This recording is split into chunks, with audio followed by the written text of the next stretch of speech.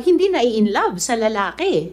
Tapos pinagpupumilit na kayo ay magtalik, ina-authorize pa kayo na gahasain yung babae. Yung mic niyo po. Opo, ma'am. Yun po talaga yung utos ni Senyor na gahasain ko daw yung babae kapag hindi nagpapagalaw. At, Dali, Senator yes, Risa. Mr. Chair. Yung blue na pinainom sa'yo, na tablitas, hindi mo ba alam na Viagra yun? Hindi ko alam kung ano, sir, pero ininom ko na lang. Hindi ko Ininom mo? alam kung anong klaseng tablitas yun. Tapos maya-maya, naramdaman mong sumarap ng Opo. pakiramdam mo. Ha? Most likely, Viagra yun. Hindi ako gumagamit yan, ha? Hindi ako gumagamit. Pero alam ko lang na, alam ko, dahil nakikita mo yan, na yung blue pill na yan is Viagra. Si Kwan yung nagbigay? Si Janet Ahok. Ano yung binigay mo sa kanya na blue daw?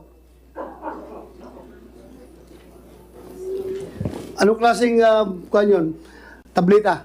Sir, sa labing tinuod, kinisi is Pumunta. Indo ulis dyan ako dito. Pasubaya lamang ko, sir. Sige. Indo ulis dyan ako dito sa viewing.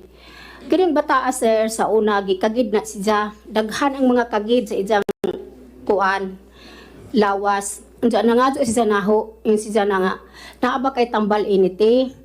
Unja, dito, sir, diha ko tablitas nga, dalasinsi. Ano na? Dalasinsi.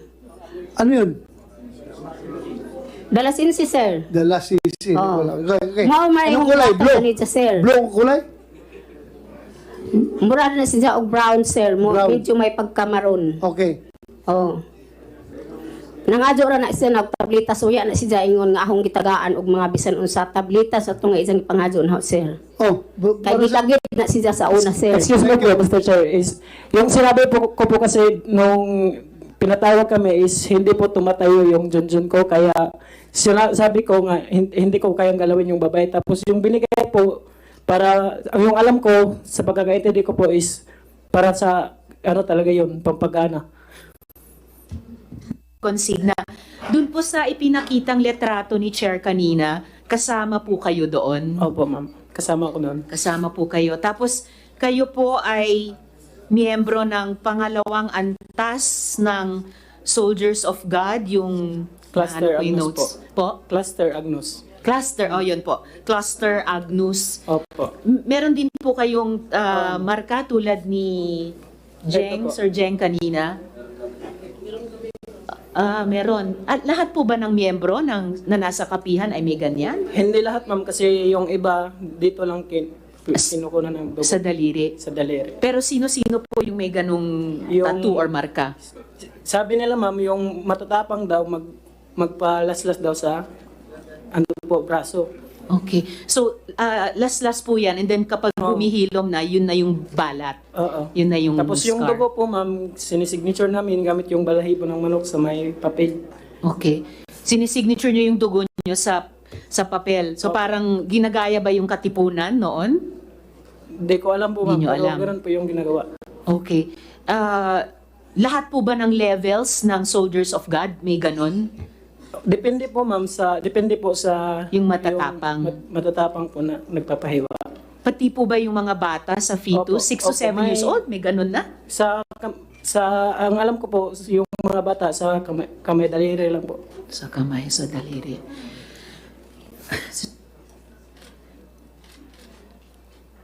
Okay, salamat po, Sir Kent. Salamat kayo, Mr. Chair. May dadagdag lang po ako kasi po, Yes. yung pinakauna talagang minors na kinasal doon is yung anak ni Janet.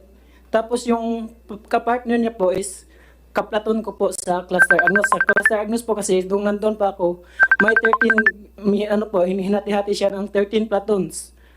Yung member po is umabot may 30, 20 plus ganun po. Tapos yung partner ng anak niya is kaplaton ko po. Tapos kabarangay ko din po sa Socorro. Ilang taon yung anak ni Miss Janet? Ano po, 12 years old nung kinasal, tapos yung babae pa, 13 yata yun, kung hindi ako nagkamali. Tapos, isa po ako doon, ma'am, sa kinasal, 18 po ako nung kinasal ako ni Senyor Aguila, tapos Yung kapartner ko po is lesbian po, 24 years old. Tapos, nangyari po, kapag 3 gabi hindi mo makuha yung babae, pinapatawag po. Tapos, yung time po, nung di ko ginalaw talaga yung babae, pinatawag ako ni senyor. Tapos, sinabihan ako na gahasain ko daw. Dahil asawa ko na daw yun, authorized na daw ako na gumahasa sa kanya. Tapos, sinutosan niya po si Janet na kumuha po ng tabletas po, yung gamot pinainom sa akin. Di ko matukoy kung anong gamot yun, pero Sino, Janet? Janet Ahok po. Ahok. Sige, continue. Tapos, yun po, ininom ko naman yung gamot, pero nung kagabihan po, yung pagkatapos kong inumin, wala pa siya masyado epekto. Nung umuwi na ako po, doon na nag-iba yung reaksyon ng katawan ko. Tapos, di ko na alam kung anong, parang lutang po talaga ako. Tapos, nung kagabihan po is, gusto ko pong maggalawin yung babae, pero hindi ko talaga ginawa kasi wala akong gusto. Tapos, parehas din kaming walang gusto kasi pilit lang din na kinasal. So, ang nangyari po is, pumunta po ako ng CR, doon po, tapos, binasap ko po yung katawan ko, tapos bumalik ako, parang bumalik yung reaksyon ng katawan ko. Tapos, yung sa training po, na yung mga dinidinay nila is, may time din po na may pumutok na baril doon sa function hall, yung tinuruan kaming mag-disassemble at mag-assemble, tapos, So, totoong baril ito Totoo po yun, kung ma'am. dinisarman nyo at inassemble ulit. opo, tinuruan kami noon. Tapos sa platon namin hindi natapos kasi may pumutok. Tapos pagkatapos ng pumutok yung baril is pinatusok ulo po kami sa may tiles po, ma'am. Ano kayo? Tusok ulo po sa tiles. Bakit kayo pinatusok ulo? Yung bali punishment po, ma'am. Tapos Dahil may pumutok na opo. baril. Sinong nagpatusok ulo? Sila po dentro sila mga staff sa Agnos, sila si Daryl Buntad, si Johnny Elandag, Jubilito, Chicoso. Darrell Buntad. Sino Darrell Parang Buntad? mandasyon din po ni Senyor Aguila. Tapos, parang mandasyon po ni Senyor Aguila na gawin sa amin yung punishment. Kasi sila yung staff sa amin sa Ano, Agnos. ginawa mo yan? Magandang hapon, Senator, Kasama doon sir. si Ibrahim. Ginawa mo ba? Hindi. Hindi po totoo, sir. Hindi naman totoo. Yes po, sir. Kasi,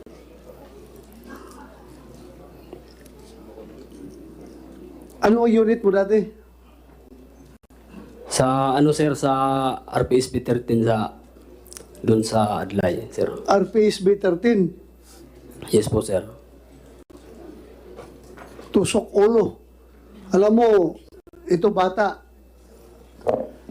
Sa totoo lang, mas naniniwala ko dito eh. Ha?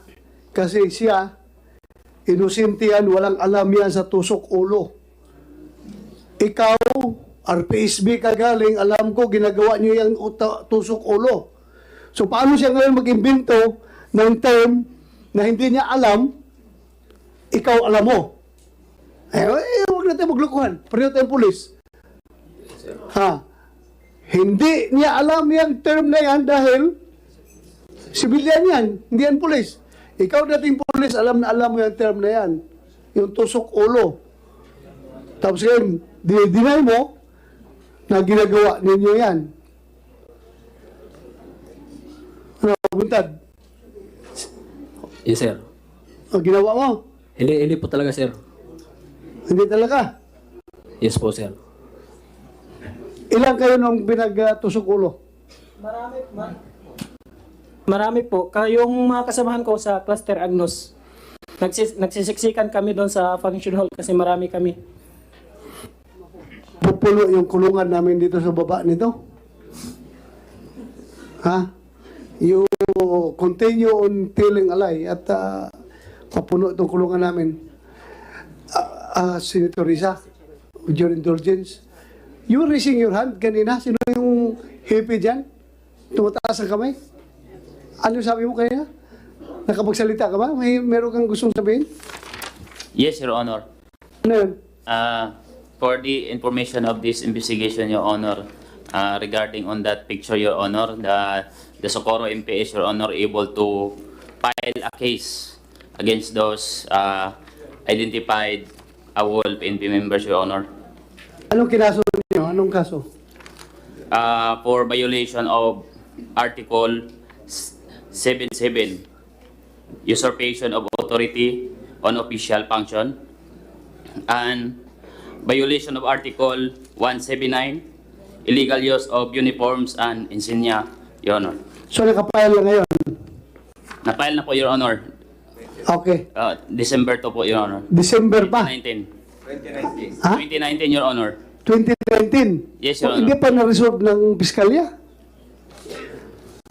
Yung 179, Your Honor, na dismiss Dismiss. lack of jurisdiction, Your Honor.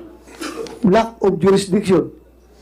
Kasi po, Your Honor, yung picture, Your Honor, is nakuha po sa through social media, Your Honor. Saan? Through social media, Your Honor. Social media. Okay. So, there is an intervention of the cybercrime unit, Your Honor. Okay. Thank you. That's all, Your Honor. Thank you. Salamat. Senator Risa?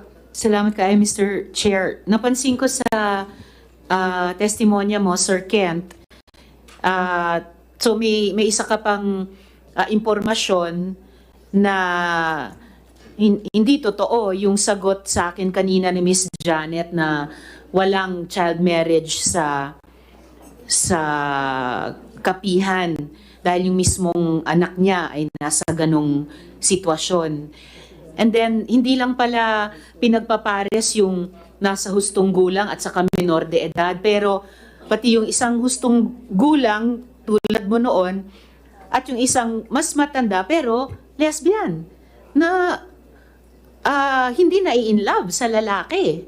Tapos pinagpupumilit na kayo ay magtalik, ini-authorize pa kayo na gahasain yung babae. Yung mic niyo po. Opo, ma'am. Yun po talaga yung utos ni Senyor na gahasain ko daw yung babae kapag hindi nagpapagalaw. At Dali, Senator yes, Risa. Mr. Chair. Yung blue na pinainom sa'yo, na tablitas, hindi mo ba alam na Viagra yun? Hindi ko alam kung ano, Ha? sir, pero ininom ko na lang. Di ko Ininom mo? alam kung anong klaseng tabletas yun. Tapos maya-maya, naramdaman mong sumarap ng Opo. pakiramdam mo. Ha? Most likely, Viagra yun. Hindi ako gumagamit yan, ha? Hindi ako gumagamit. Pero alam ko lang na, alam ko, dahil nakikita mo yan, na yung blue pill na yan is Viagra.